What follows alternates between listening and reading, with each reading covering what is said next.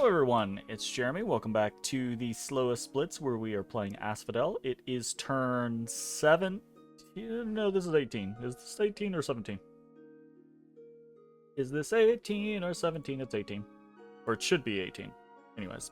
Okay, we've got a couple of different things going on. We're growing yet another fortress, which is awesome. We've kind of started up, trying to ramp up our site searching, right? So we found a Farm of Plenty in the Monarch Woods, which is nice. A Garden of Bones in Lovendalen, which is cool.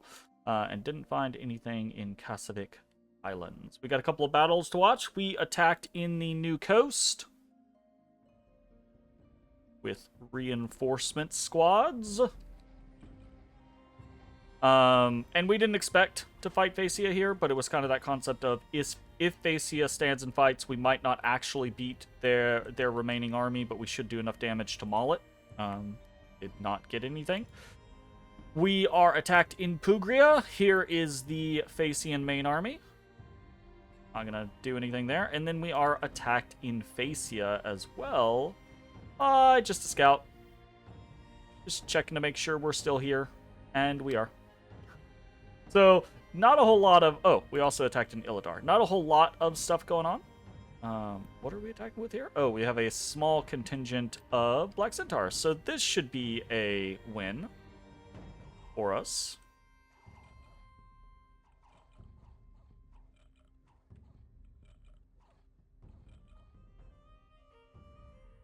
Fantabulous. Wonderful. We also get to watch a little bit of the ongoing war between Vanarus and Pythium. So we see a fight here in Kratos. And this is just a very small, very budget Vanarusian Oathbound raiding squad. These guys are pretty fucking dope. Decent protection, decent defense, glamour. Just very kind of like out of the gate good combatants. You can raid around with just a little Vanarusian hearse. And take on... Oh, there's other stuff here as well. Never mind. There's also some herdmen with more Oathbound. So not as small as of a raiding party as I thought it was going to be, but you can just raid around with like 5 of those guys and beat 6 PD basically every time. And it's pretty good. So you got that. No losses there. And then we've got an Ochre Desert fight, where we see this mercenary company once again coming after Pythium. Just smashing a little bit of PD. No big deal. Unexpected event in Muspel. Some unrest. Oof. Unexpected event in Force of the Lost. Faith will decrease until you root them out. -2 Dominion. And unexpected event occurred in Asphodel. 5 units have been cursed, but we did get 2 nature gems after a vengeful witch has been cursed or has cursed some of your troops after they destroyed her home and took her magic gems. So, I mean, I guess we kind of deserve that. We also have the entrance to Phaeacia has now been breached, and let's talk about things.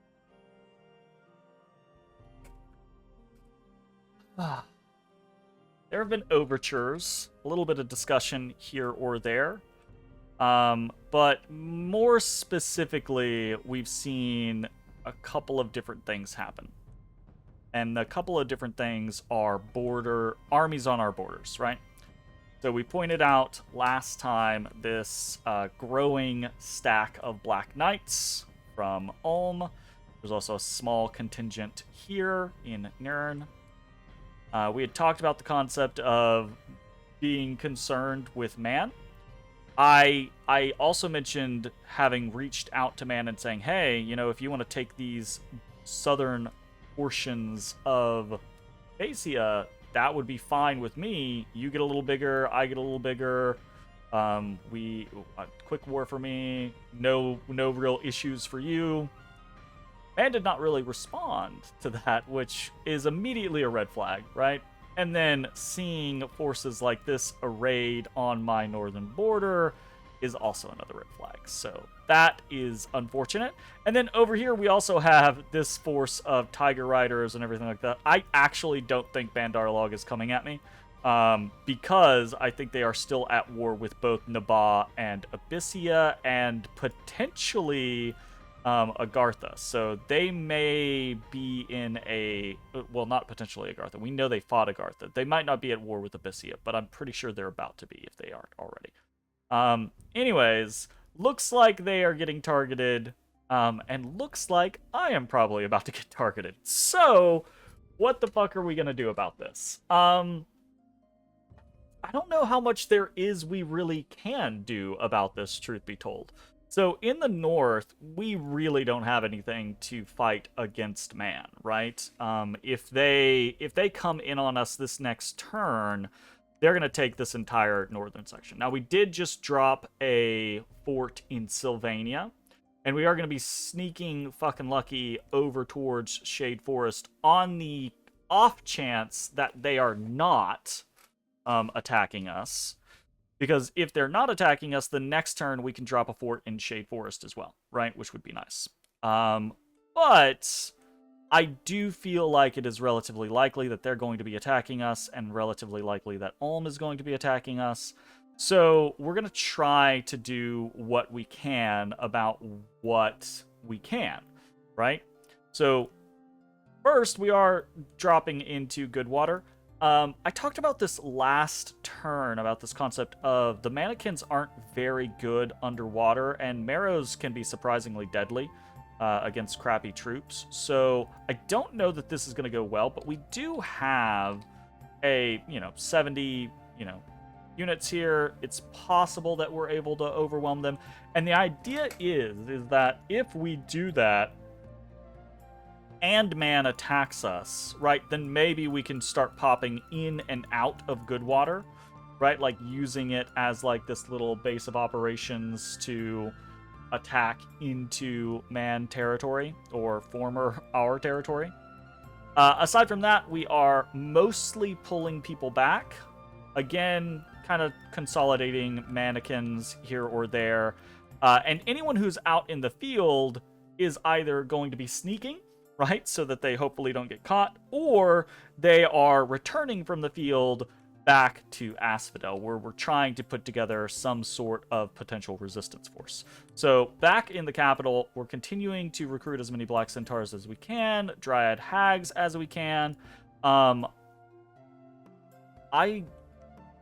probably need another Panic Apostate, but I don't know that I'm actually getting one right now. Yeah, it doesn't look like it. So more Dryad Hags, more Minotaur Warriors, etc., etc. We're bringing this force from New Coast, right, back up to Monarch Woods. I don't really want to do this, but this is a sizable chaff force that, if combined with the Black Centaurs that we have at the capital, plus the Dryad Hags, which are next turn going to be able to do Group Barkskin and Swarm, right? But primarily Group Barkskin. That will give us the capability of fielding an army that could potentially resist something like this Ulmish force. Again, the trying to resist man is completely out of the context right now because we just don't have enough forces up to the north to be able to do anything, right? We are recruiting a bunch of satyrs up in Sylvania just as potential counter raiders, but don't know how that'll go. More minotaurs, more sages, more lizard shamans. So that's kind of like the general concept there. Big potential moves. If Ulm moves out this turn, which he's very likely to do, if he moves from Oak Beach, he is going to hit either Sitha or Icton. My initial reaction is to assume hitting if he... Okay, so two things, right? He could split his army and hit both, right? He could send a smaller raiding party to one or the other. Or he could just keep his army all together so that he, he's worried about a major engagement, make sure he doesn't get picked apart, rush my capital, rush Monarch Woods, one of those types of things, and knock out my ability to create things and thus resist, right? That would be my general attitude. So the concept there is Ictin puts both Asphodel and Monarch Woods in check. Sitha only puts Asphodel in check. Though Sylvania is also an option if he goes to Sitha. But my assumption is if Man's coming in, then Man has basically already said, I get all this, Asphodel gets this, right? Like that kind of concept. With the idea that they rescue Phaeacia, and Phaeacia is returned to their lands and maybe some of these southern portions of my land. That seems like a plausible concept. So in my mind, Ictin is absolutely the most likely location for this army, right? The issue is all of what I have here, plus all of what I have here, is not going to beat Ulm in the field in Ictin. Most likely. But I could try to counter in Sitha. The idea being that it's probably likely that he'll try to send a small raiding force here, and I could squish that, right, to defeat things in detail. But I don't have a guarantee for that. So in trying to accomplish that, I might just find myself squished, losing chaff for no reason, or if I try to commit something more powerful like a block of Black Centaurs, that could net me a gain, or it could get all of them killed, which would be a pretty big fucking loss at this point, right? So instead, we're going to play it safe. Up here. Down here, though, it makes 100% perfect sense that if Ulm comes in on me this turn, he's going to hit Sitha, Ictin, and Trotturn, right? With this force, we can see Infantries of Ulm, Crossbowmen, Pikeneers, etc., etc. Nothing like Black Knights. And the concept is if we can field enough here, we could squish this and suddenly take it out of contention and only have to worry about this, which we're reinforcing to worry about. But also, if we call this correctly and we squish whatever comes from Nirn, we then put Nirn, Abysia, or Woods, we kind of put that territory in check, right? We also would, depending on how things go, have an army 2 turns from his capital. Probably not likely to cause anything, but would potentially give us more negotiating power. How do you win a 3v1 in the early game? You don't have a 3v1. That's how you win a 3v1 in the early game. You figure out a way to smash one of your opponents or bribe one of your opponents or something, threaten one of your opponents to the point to where it doesn't make sense for them to fight you, and they get out of the war and you're in a 2v1, right? 2v1's still very difficult depending on the situations, but if the 2v1 is 1 already on the back foot and 2 that you can hold off for a little while, right, while you build up counters to, then you have some sort of mechanism by which to potentially win, right? The idea.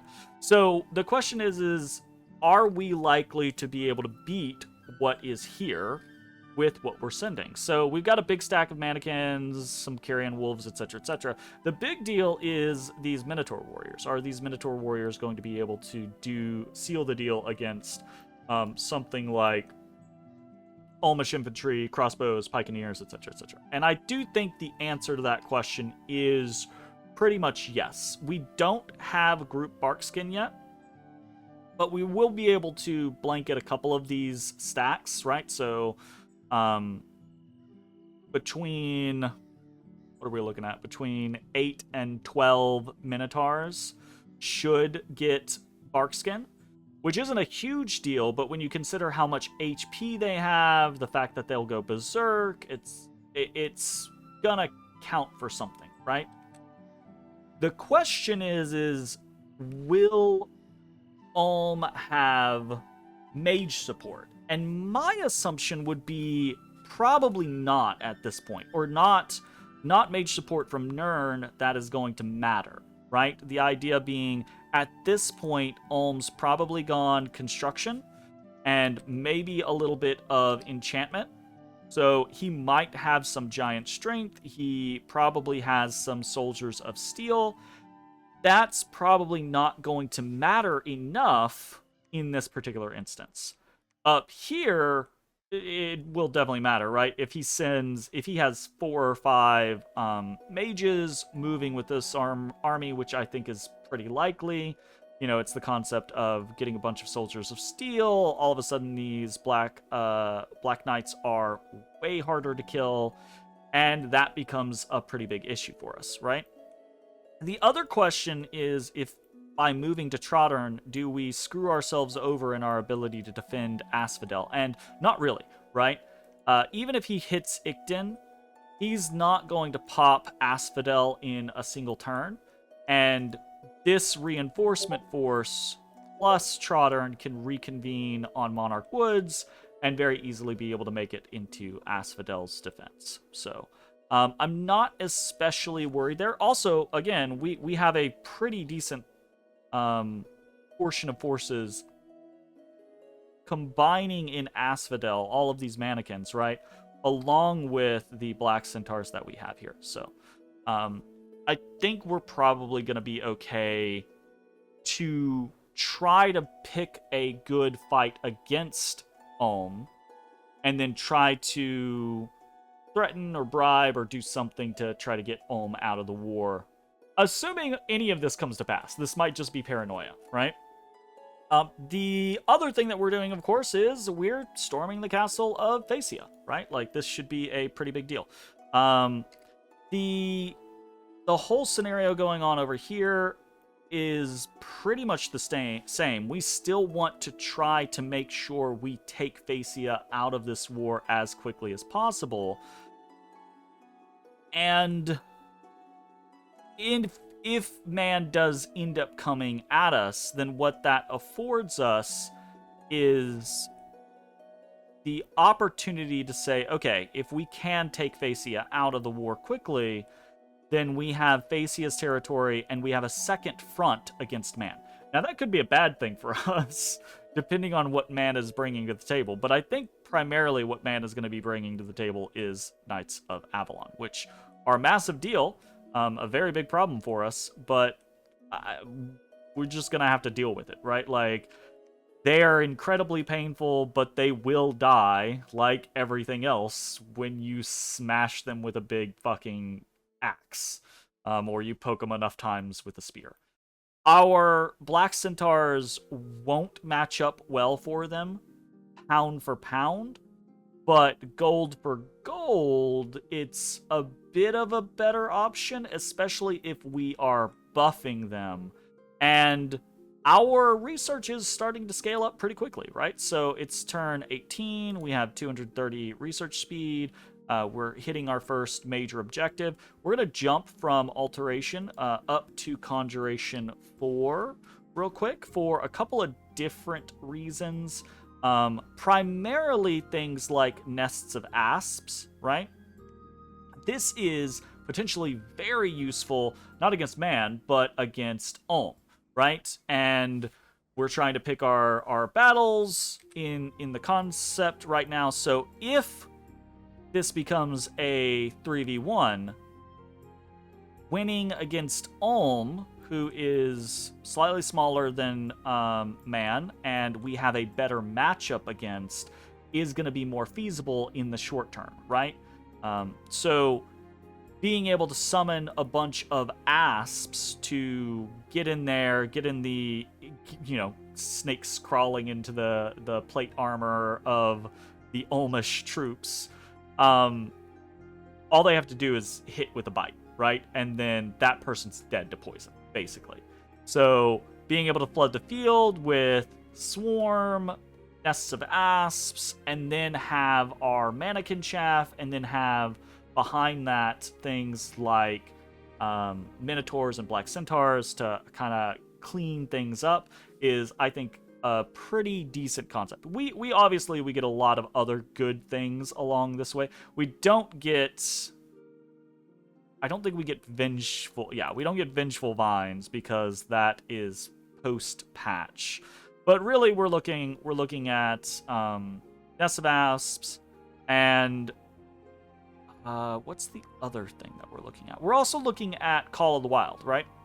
So this isn't something that we're going to want to just use constantly, but Call of the Wild can be very effective for raiding, counter raiding, etc., and it's pretty easy for us to cast. We get 16 nature gems a turn right now. We don't have all of the people that we would need to cast it. Again, we need more pans, and I don't really know why I'm not recruiting another pan this turn, but that's my brain right now. So, but bringing fucking Lucky back to Asphodel would mean that we could start tossing wolves, and Ulm doesn't have a lot of territory back here, right? So being able to hit 1 or 2 places a turn with Call of the Wilds can be pretty devastating. Most often people, as soon as you start Call of the Wilding them, they start to dump gold into PD, right? So it doesn't always retain its efficacy. At the same time, though, that means that they're putting gold into PD, which isn't gold into other things. So it still has its kind of uses. It's just a not always great as a rating tool. So, anyways, that's the general kind of concept that we're dealing with right now. Again, this might all be paranoia, but that seems unlikely. Yeah. Some people just aren't communicative, but most people who play Dominions are at least somewhat responsive. So when you directly message them and you're like, hey, what's up with these armies, or something along those lines, that if they don't respond, that tends to be a massive red flag, because either they don't want to say anything to give anything away, or there's a lot of people who will just opt not to respond because they would rather do that than lie to you. I've had plenty of conversations with people actually where they're like, yeah, if someone calls me out on something like that, I just don't respond to them because I don't want. It's a strategy game, right? So I don't want to be like, yes, I'm coming to attack you, because that's not very strategic. But I also don't want to lie to them because I think that makes me an asshole, right? Like that kind of concept. And that's not me saying that people who do lie like that are assholes. Again, it's a strategy game. So I obviously will get annoyed when people lie to me like that, but them's the breaks when you're playing war games. So, none of that has happened here, but I also have not gotten communication back, so pretty sure I'm about to get attacked. And again, that's not entirely surprising. You see a neighbor get really big in their expansion, suddenly jump another nation, and it's only turn 18 and they're kind of clobbering that person. That's not great. And most people will immediately be like, I don't want that to happen. So I see the thoughts through their eyes. We're going to see if we can make something happen, and that's going to be it. Thanks for watching. See you next time. Bye-bye, everybody. Hey, everybody. Thanks for watching. If you enjoyed the video, consider leaving a like, commenting, or subscribing. It really helps me out. If you'd like to see me live, head over to my Twitch at twitch.tv/thedistanthorizon.